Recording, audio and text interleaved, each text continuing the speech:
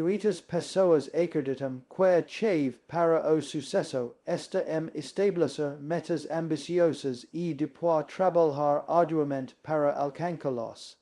Elas definem objetivos claros como perder 10 quilos, ganhar 5.000 reais a mais por mês, ou escrever livro em 6 meses.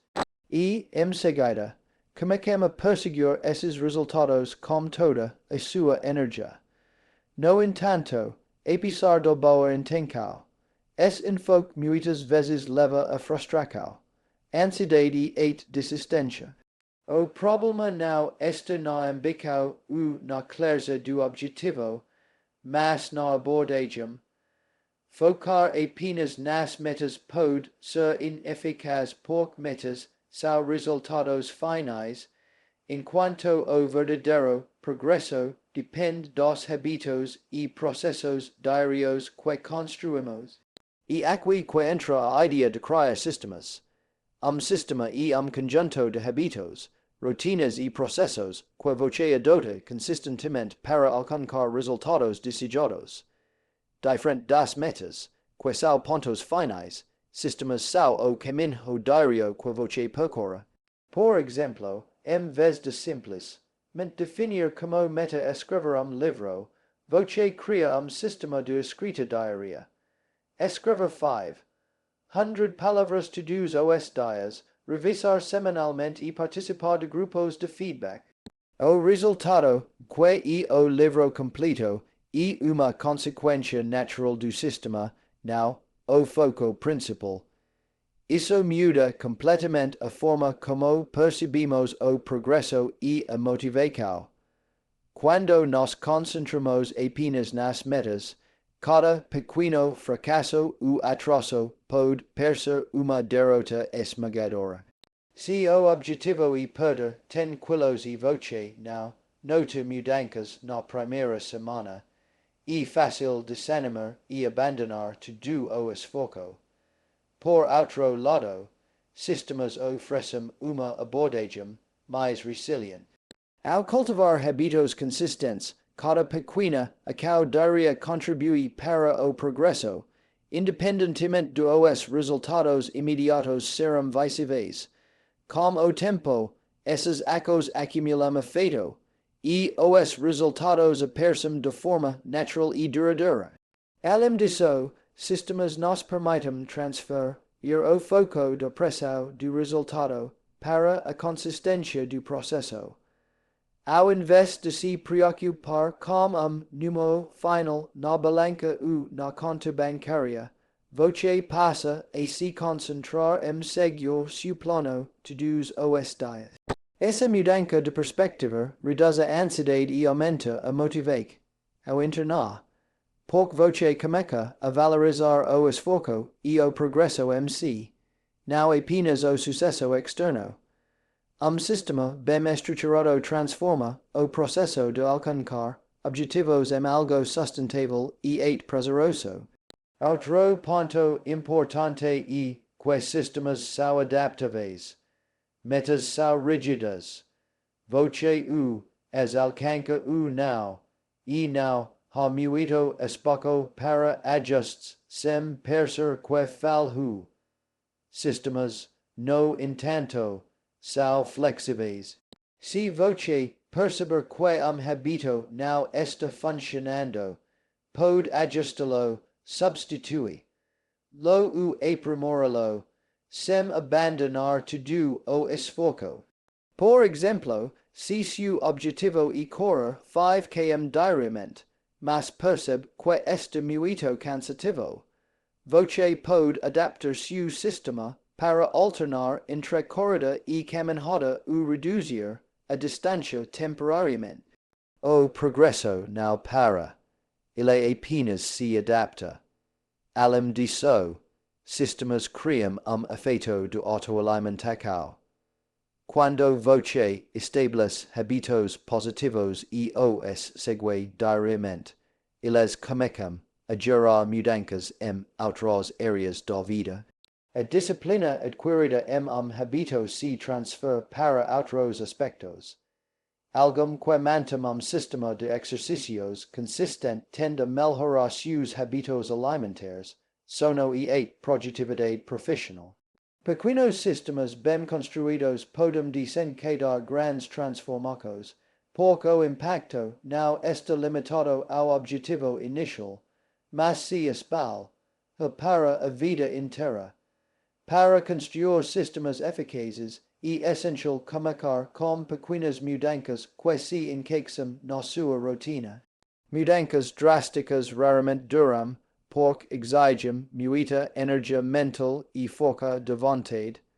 Pequenos hábitos, por outro lado, se tornam automáticos rapidamente e criam uma base sólida para progressos maiores. Por exemplo, em vez de tentar estudar 5 horas por dia imediatamente, comece com 30 minutos diários. Com o tempo, o hábito se fortalece e você naturalmente aumenta sua dedicação. Outro aspecto crucial é a mensuração. Para que sistema funcione, é preciso monitorar suas ações. Registrar diariamente o cumprimento dos hábitos gera consciência e permite ajustes quando necessário. Diário planilha o aplicativo de acompanhamento ajuda a manter a consistência e fornece feedback visual do progresso, reforçando o comprometimento com o sistema. Por fim, sistemas nos ensinam a valorizar a jornada e a consistência acima de resultados instantâneos.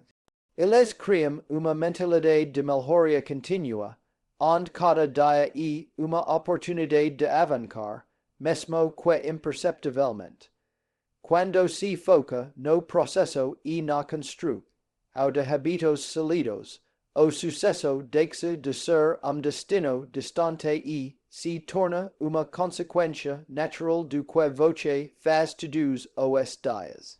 Em resumo, a diferença entre metas e sistemas não é apenas conceitual.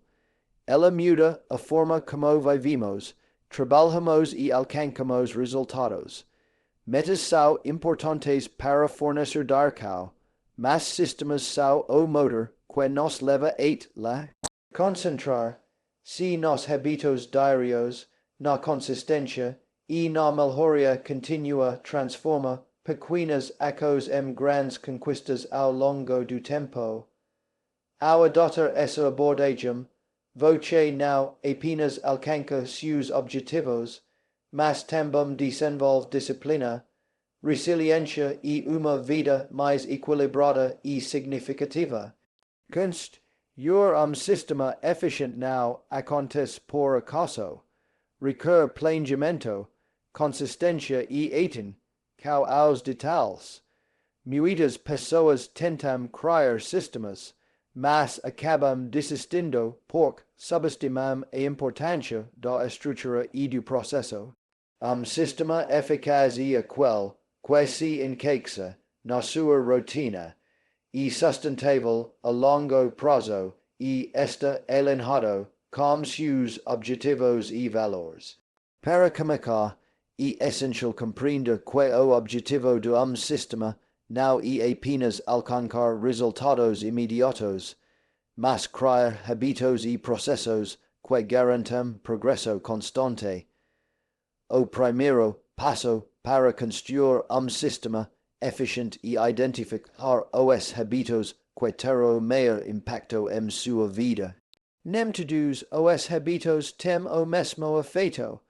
Alguns geram resultados imediatos, outros criam mudanças profundas ao longo do tempo.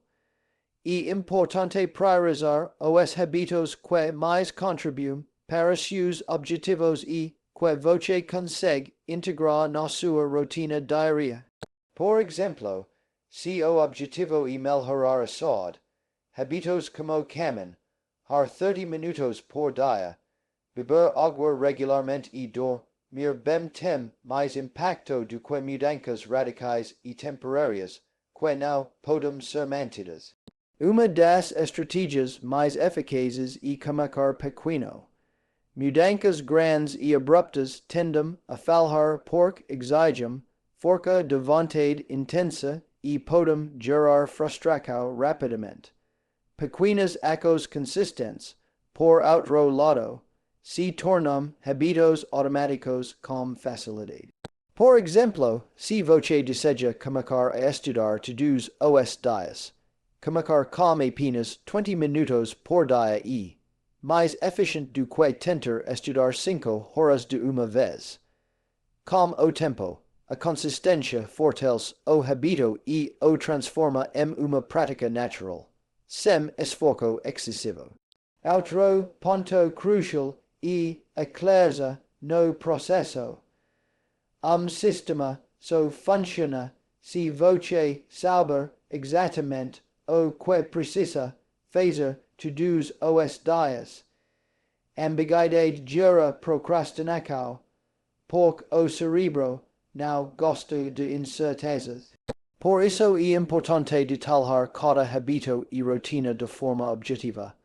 Por exemplo, em vez de exercitar, se defina caminhar 30 minutos às 7h da manhã e fazer 15 minutos de alongamento após a caminhada. Quanto mais claro e específico for o hábito, maior a probabilidade de execução consistente. Automatizar comportamentos e outra técnica poderosa. Sistemas eficientes reduzem a dependência de motivação e foca de vontade. Você pode usar lembretes, alarmes, aplicativos de monitoramento e preparar o ambiente para facilitar a ação desejada. Por exemplo, se deseja começar a correr de manhã, deixe suas roupas e tênis prontos na noite anterior. Se deseja comer de forma saudável, prepare refeições e lanches com antecedência. Quanto mais simples e automático for o hábito, menor será a resistência mental e maior a consistência. Monitorar o progresso é igualmente essencial. Hábito não medido e hábito negligenciado. Manter registros diários, seja em diário físico, planilha ou aplicativo, permite que você veja sua consistência e identifique padrões de sucesso ou dificuldade.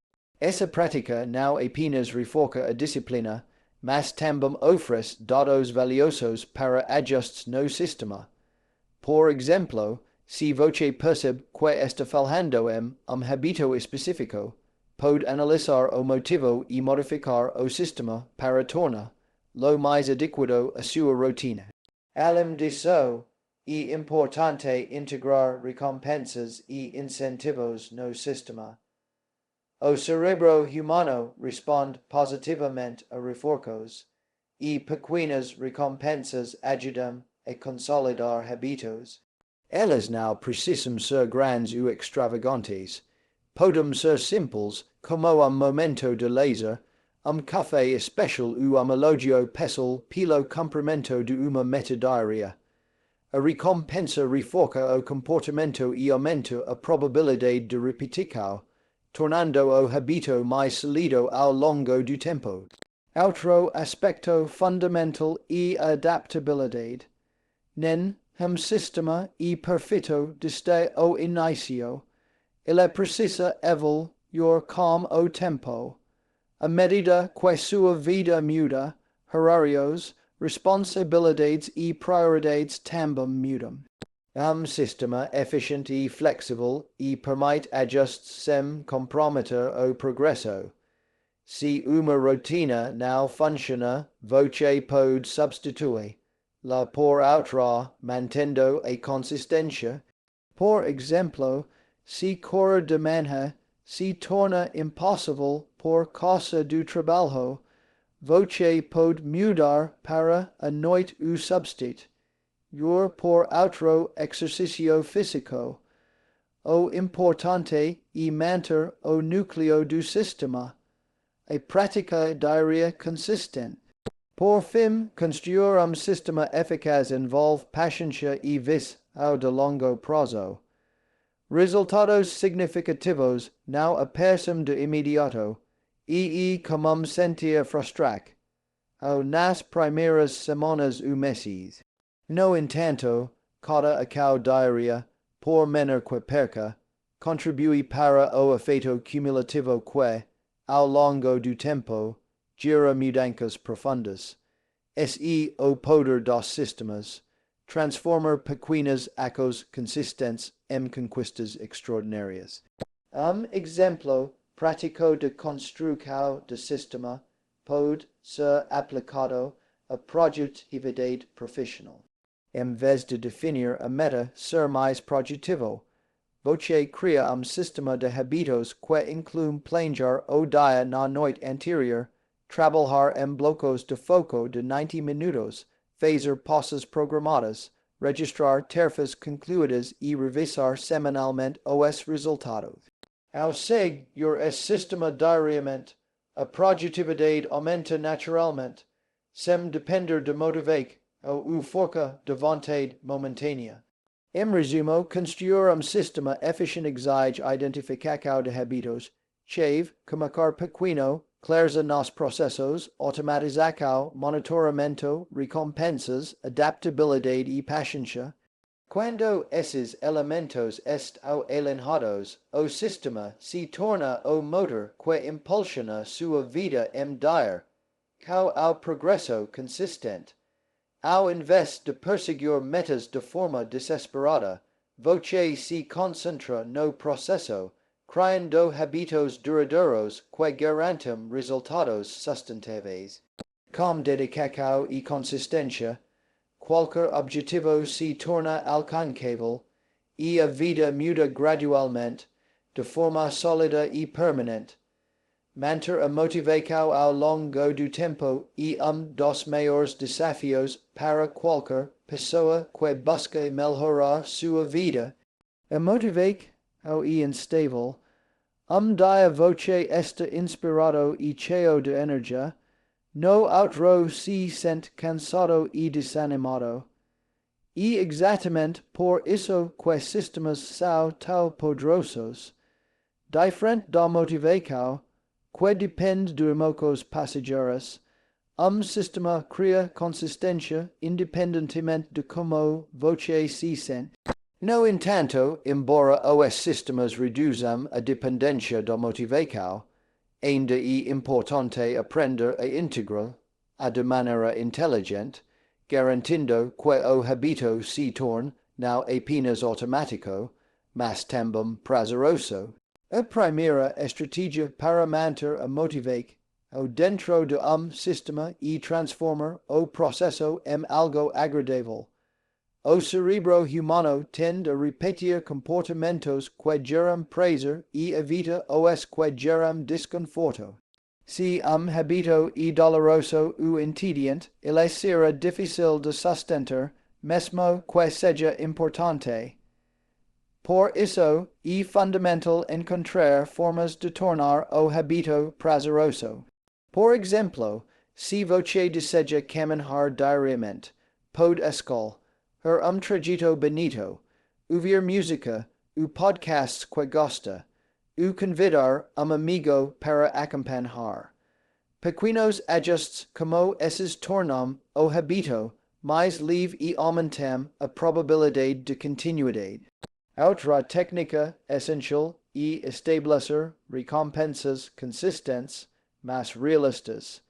Não se trata de indulgências grandes, mas de reforços que reconhecem o esforço diário. Ao concluir hábito ou seguir uma rotina, reserve momento para se parabenizar, refletir sobre o progresso ou permitir uma pequena recompensa, como café especial ou alguns minutos de lazer. Esses reforços ajudam a fortalecer a associação positiva com o hábito, tornando o mais resistente a dias de desmotivação. Além disso, é importante lembrar que a motivação não precisa vir apenas de dentro. O ambiente e as pessoas ao seu redor têm grande influência. Cercar-se de indivíduos que compartilham objetivos semelhantes, participar de grupos de estudo u de pratica, e comparto. Har su progresso, cria, senso de response, habilidade e pertencimento. Accountability, atua como catalisador, mantendo voce no camin, ho mesmo quando a motivake, ao internar esta baixa. Por exemplo, quem deseja escrever livro, pode se juntar grupo de escritores, to-dos compartilham suas metas diárias. O simples auto de prestar contas e algum aumente significativamente a consistência. Outro ponto relevante e aceder que dias ruins acontecerão e que isso faz parte do processo. Achieve now e nunca falhar, mas sim retomar imediatamente o habito no dia seguinte.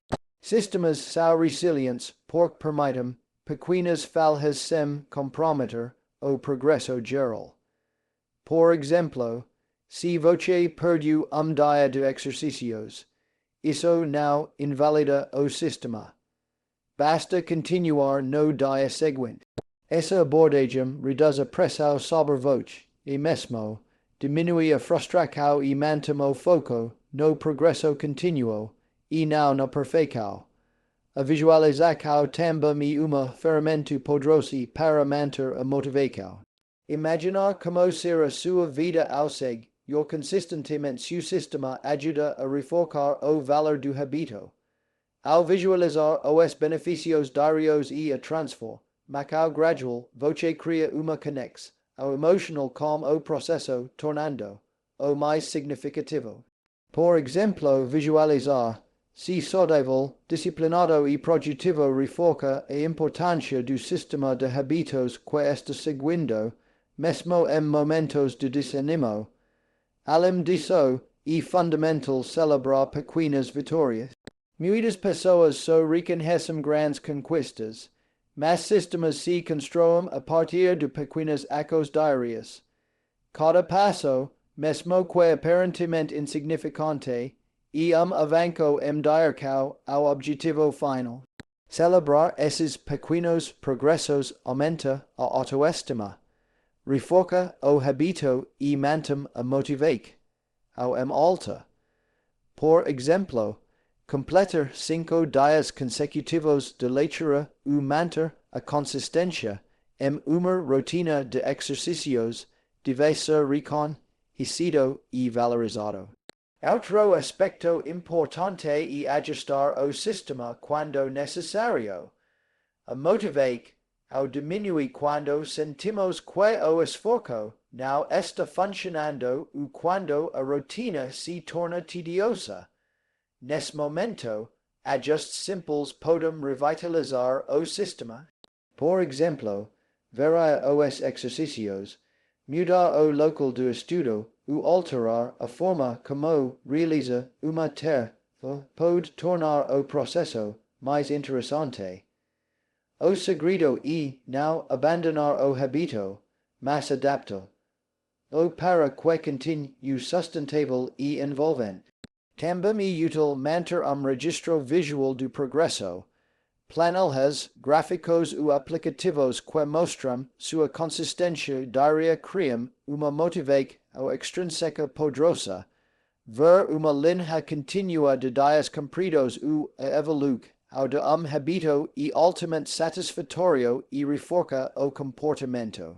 Esse tipo de feedback visual transforma a manutenção do sistema em jogo, tornando a prática diária mais envolvente e motivadora. Por fim, compreender que a motivação é secundária ao sistema ajuda a manter o foco. A motivação é instável, mas sistema bem estruturado funciona mesmo nos dias em que você se sente desanimado. Ao integrar prazer, recompensas, responsabilidade, ajustes e celebração de pequenas vitórias, você cria sistema resiliente que mantém o progresso independentemente do seu estado emocional. Esse equilíbrio entre disciplina e motivação garante que o sistema não apenas funcione, mas também se torna uma parte natural e gratificante da sua vida. Em resumo, manter a motivake ao dentro do sistema envolve tornar os hábitos agradáveis, criar pequenas recompensas, usar o ambiente a favor, aceitar falhas, celebrar vitórias, ajustar o sistema quando necessário, visualizar resultados e acompanhar o progresso. Ao seguir essas estratégias, a motivake, ao deixar de ser o fator determinante e se torna complemento ao poder da consistência diária. Com isso, o sistema se torna uma ferramenta poderosa para alcançar objetivos, gerar progresso contínuo e transformar sua vida de forma sustentável. Transformar sua vida através de sistemas e mais do que apenas uma técnica de produtividade, e uma mudança profunda na forma como você encara objetivos, hábitos e progresso. Enquanto muitas pessoas perseguem metas de maneira obsessiva e frequente, e desanimam quando não atingem o resultado desejado, queimado de sistemas foca no processo, na consistência e na melhoria contínua. Essa abordagem cria mudanças duradouras, pois transforma pequenas ações diárias em conquistas significativas ao longo do tempo.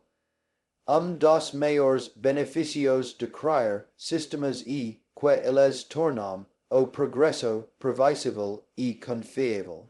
Ao invés de depender de motivake ou inspiração momentânea, você cria uma estrutura que garante resultados consistentes. Por exemplo, uma pessoa que deseja melhorar sua saúde física não depende de dias de motivação. Para a academia ou comer bem, ela segue seu sistema de exercícios e alimentação, o saudável diariamente. Com o tempo, os resultados aparecem naturalmente, quase como uma consequência inevitável de seus hábitos. Além disso, sistemas criam uma mentalidade de melhoria contínua. Quando você se concentra no processo, cada dia se torna uma oportunidade de fazer melhor, de ajustar, de refinar e de aprender. Pequenos incrementos, como acrescentar alguns minutos hábito ou aumentar gradualmente a dificuldade do exercício, tem efeito cumulativo poderoso. Essa abordagem permite que você se torne mais eficiente, disciplinado e resiliente, mesmo diante de obstáculos ou períodos de desmotivação. Outro ponto crucial é que sistemas ajudam a eliminar a ansiedade causada pelo foco exclusivo em metas. Muitas pessoas se sentem sobrecarregadas porque estão constantemente avaliando seu progresso apenas pelos resultados finais, sem considerar o esforço diário. Sistemas mudam essa perspectiva, permitindo que você valorize o processo e reconheça o progresso incremental. Cada ação realizada se torna uma vitória, mesmo que o resultado final ainda esteja distante. Isso aumenta a confiança, reduz o estresse e cria ciclo positivo de motivação e consistência. Sistemas também têm o poder de gerar efeitos colaterais positivos em outras áreas da vida. Hábitos construídos para objetivo específico frequentemente melhoram outras dimensões do bem-estar. Por exemplo, alguém que estabelece sistema de leitura diária para adquirir conhecimento também pode desenvolver habilidades de escrita, melhorar a concentração e expandir a criatividade. Da mesma forma, sistema de organização financeira não apenas ajuda a economizar, mas também promove disciplina, planejamento e tomada de decisões mais conscientes. A transformar, por meio de sistemas, se torna ainda mais poderosa quando combinada com hábitos de reflexão e análise. Revisar regularmente seu sistema identificar pontos fortes e fracos e fazer ajustes e fundamental para garantir evoluc ou continua. Essa prática do autoavaliac, ou não apenas mantém o sistema eficiente, mas também fortalece a consciência sobre seu próprio comportamento, permitindo decisões mais inteligentes e estratégias mais eficazes ao longo do tempo. Outro aspecto importante é que sistemas criam liberdade. Paradoxalmente, ao estabelecer regras e rotinas claras, você reduz o estresse e o desgaste mental associados à tomada de decisões constantes. Quando seus hábitos estão bem estruturados, você não precisa gastar energia mental pensando no que deve fazer a cada momento. O sistema guia suas ações de forma automática. Essa liberdade mental permite que você foque em tarefas criativas, importantes ou estratégicas, enquanto as ações rotineiras continuam avançando, sem esforço consciente constante. Exemplo prático de transforme, ou através de sistemas pode ser visto na carreira profissional. Em vez de definir apenas a meta de ser promovido, você cria sistema de desenvolvimento contínuo, estudar diariamente, praticar habilidades específicas, receber feedback regularmente e entregar tarefas com qualidade consistente. Com o tempo, a promoção não é apenas uma meta distante, mas uma consequência natural de sua dedicação e disciplina diária. O mesmo princípio se aplica à saúde, educação, finanças e relacionamentos. Além disso, sistemas promovem resiliência emocional. Quando o foco está no processo, os fracassos ou contratempos não são vistos como derrotas definitivas, mas como oportunidades de aprendizado e ajuste. Por exemplo, se você falha em cumprir hábito por alguns dias, o sistema permite retomar rapidamente sem culpa excessiva, mantendo a continuidade e evitando a sensação de fracasso total. Essa resiliência é componente essencial para transformar a vida a longo prazo, pois sustenta o progresso mesmo diante de desafios inevitáveis. Finalmente, a transformar por sistemas não é apenas sobre alcançar objetivos específicos, mas sobre criar uma vida equilibrada, disciplinada e satisfatória.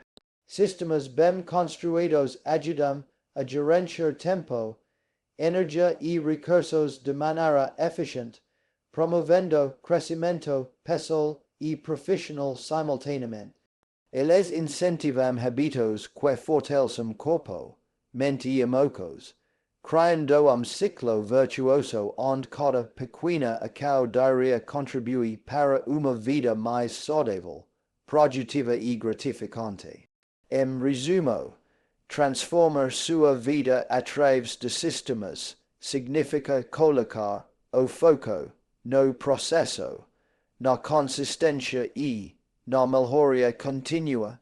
Sistemas tornam o progresso previsível, eliminam ansiedade, geram efeitos positivos em múltiplas áreas, promovem resiliência e liberam energia mental para o que realmente importa. Ao invés de perseguir metas de forma obsessiva, você constrói hábitos e processos que garantem resultados duradouros e sustentáveis. Com paciência, disciplina e ajustes inteligentes, qualquer pessoa pode transformar sua vida gradualmente, criando mudanças profundas que perduram ao longo do tempo e permitindo alcançar, não apenas objetivos específicos, mas uma vida mais equilibrada, significativa e plena.